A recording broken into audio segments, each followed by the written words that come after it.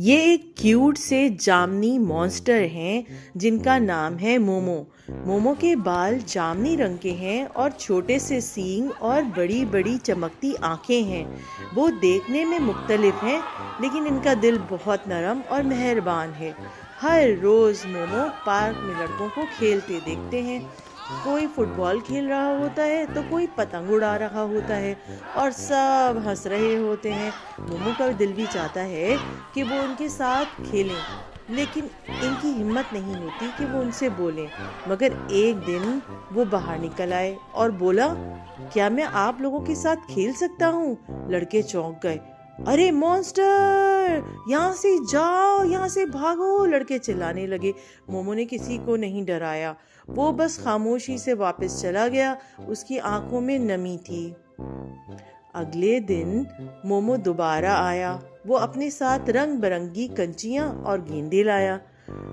ہم مل کر کھیل سکتے ہیں، وہ خوشی سے بولا، لیکن لڑکے پھر سے بھاگ گئے۔ ہم مانسٹر کے ساتھ نہیں کھیلتے۔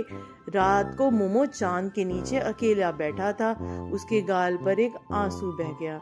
میں بھی ایک دوست چاہتا ہوں، اس نے آہستہ سے کہا۔ اگلے دن کچھ عجیب سا ہوا۔ ایک لڑکا جس کا نام علی تھا اکیلا کھیل رہا تھا۔ اس کی فٹ بال جھاڑیوں میں چلی گئی۔ علی ڈر گیا۔ اس نے مومو کو دیکھ لیا تھا مگر گیند تو لینا ضروری تھی۔ اچانک مومو گیند لے کر باہر آ گیا۔ یہ تمہاری ہے، مومو نے نرمی سے پوچھا۔ علی نے غور سے دیکھا۔ مومو ڈراؤنا نہیں تھا، وہ تو مسکرا رہا تھا۔ شکریہ، علی نے کہا۔ مومو کی آنکھیں خوشی سے چمک اٹھی۔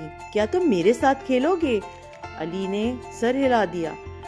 دونوں نے فٹ بال سے کھیلا، ہنسے، جلیبیاں کھائیں۔ جب دوسرے لوگوں نے دیکھا کہ وہ لوگ بیٹھ کر دوستی کر رہے ہیں اور جلیبیاں کھا رہے ہیں تو وہ واپس آ گئے اور انہیں سمجھ آ گیا کہ یہ کوئی برا نہیں، یہ تو اچھا مانسٹر ہے۔ اس دن کے بعد مومو کبھی اکیلا نہیں رہا اور سب نے ایک بات سیکھ لی، ہر مختلف دکھنے والی چیز بری نہیں ہوتی، دوستی دل سے ہوتی ہے، شکل سے نہیں۔